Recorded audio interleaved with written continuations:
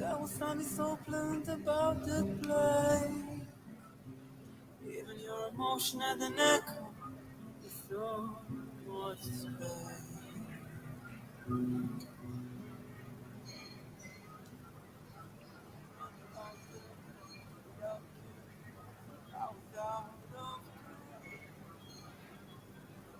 But it wasn't because I didn't know. Just knew too much.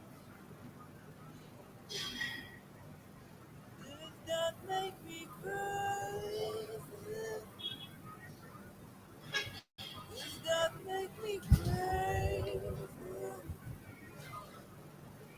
Does that make me crazy?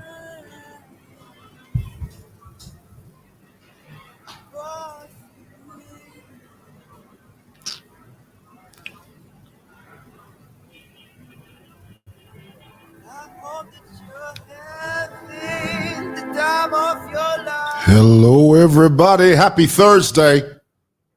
Let's talk about it. Guys, thank you for taking the time out of your very busy schedule to spend a few moments with me here on SML TV. I'm dropping bars. I should have been with Run DMC and Dr. Dre, Snoop Dogg and them. Because every single time I come here, I drop these bars. I mean, it's almost like a reflex action, a vocal involuntary action. Okay? I'm messing with you. I am. Hello, everybody. A few shout outs before we begin. Sam, one of our regulars. Sam, I appreciate you so much. Thank you so much for being with me. Hello, Cletus. And then we've got, it's not afternoon. It's a few minutes before afternoon. It's about 9 minutes, if I'm not mistaken. 9 minutes before midday. Thank you for saying hello. Please do. I enjoy your company. Thank you, Keystone. We appreciate you and you're welcome. Guys, let's talk about it. Let's just go ahead and throw it out there. Put it on the line. As many of you know, Bowman Lusambo, he's the former Lusaka province minister. He was very prominent during the tyrannical reign of the NPF. And I've known Bowman for many years. I remember when Bowman was part of the MMD. In those days, he was just a guy. He was a loyalist for the party. He did the party's bidding. And then after some time, when the PF won, Bowman made the transition from the MMD and he sort of infused himself into the PF, and he worked his way up the ranks so high that he became very, very close to the former head of state, President Lungu. Let me explain something to you. There are certain people, and they're very clever at doing this. And this can easily be a good thing, but it can easily be a bad thing. There are people that are like Bowman who ascend, okay, who acclimate, all right, who get to a place of a position where they rub shoulders with the political elite, and they do it in a very clever way. They are doers. There's nothing a leader loves more than someone who gets things done. A person may be a bootlicker, but as long as he gets things done that you want done. For example, in the case of former President Lungu, our sixth president, one of the reasons, and this is not the only reason, I'm giving you an example. One of the reasons that former President Lungu loved Bowman so much is because, according to President Lungu, Bowman got things done. You know, and not only that, Bowman announced his unwavering, unquestionable, unshaken loyalty to President Lungu.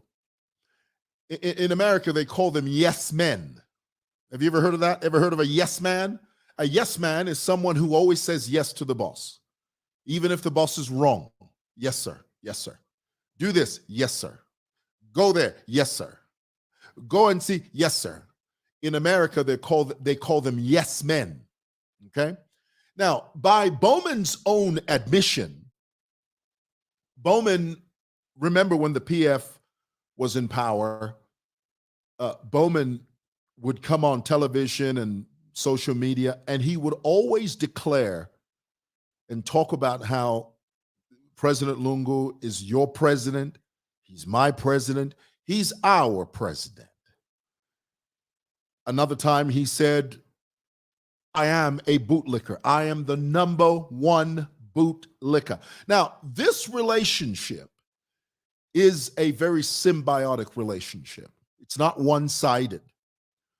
Former President Lungu got what he wanted from his relationship with Bowman in the sense that, Bowman got things done for President Lungu. In turn, in exchange, Bowman got what he wanted from his proximity with the head of state. He amassed a lot of wealth, rightly or wrongly. That's up to the authorities to determine and to deduce. But my point is, it was a symbiotic relationship. And so I find it curious. Isn't it interesting that after all of that, after all of the pronouncements, after all of the accolades, after all of the praise that Bowman bestowed upon the former head of state, in a sense, President Lungu was like God to Bowman. I mean, it was like he was worshiping him. It went beyond loyalty. And anytime you have that type of cultish loyalty, that's never a good thing. Leadership should be challenged. You can't say yes to everything. And also understand, a leader, a president, a CEO, anyone that's in a position of leadership doesn't know everything. That's why people need advisors. So you cannot always say yes to a leader. When a leader goes off tangent, if he leaves the beaten path and goes somewhere else that may lead to catastrophe, it's important for that person that's very close to that leader to raise a red flag and say, sir, I love you, but I think we're going the wrong way. Bowman had none of that. Why? Because everything was yes. So I find it curious that now that Bowman is no longer within the conclave, you know the word conclave? He's no longer within the circumference of government or present day leadership. He's no longer part of the team. Now he turns around and says, no, that's the speaker. She's just a cadre. Really? Have you ever heard of this expression here? Let me throw this up here so that you and I are on the same page. The pot calling the kettle black. Have you heard this saying? Have you heard this? What is the Bemba version of this? Somebody please tell me in the comments, what is the Bemba version of this saying? The pot calling the kettle black. I'm going to explain this to you so that you guys understand that we're on the same page. While you're thinking about that, let me explain what this means. Imagine for a moment two items are sitting on charcoal, okay? Namkwate mpoto na kettle. Both are sitting on charcoal. Both are burning. And then the pot, sorry, not the kettle. The pot tells the kettle, I think you were now fit. From my point of view, now fit. It looks to me like you're getting black. because of the embers, because of the fire, the charcoal. But the pot doesn't realize the very same thing that the pot's accusing the kettle of being, the pot is already that thing. In other words, I find it strange that Bowman would turn around and call the Speaker of the House nothing but a cadre, when by his own admission, that's all he was when the NPF were in power. He was nothing but a cadre. Unbelievable. I mean, do you see the lack of genuineness there? I find that strange and curious. I do. Moses said sour grapes theory. Yeah, I agree with that. Because you're no longer in power, all of a sudden now it becomes a bad thing.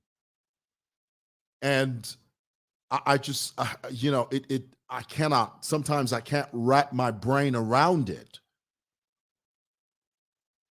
Because there was a time Bowman was like, people called him the headmaster of Lusaka. You know, I'll never forget the day he said, I'll do it within the law within myself.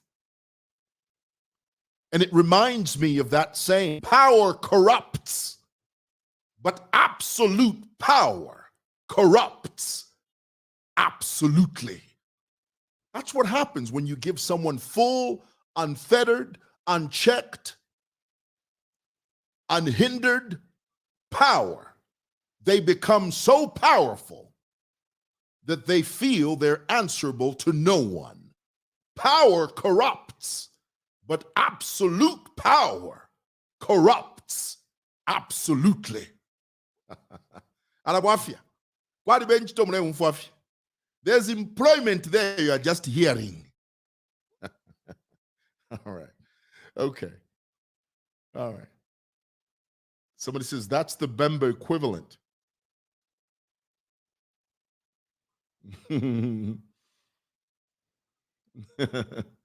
All righty. Well, hey guys, thank you so much for watching. I just wanted to share that with you. I had it on my heart to share that with you. Love you guys. Have a great day. Bye.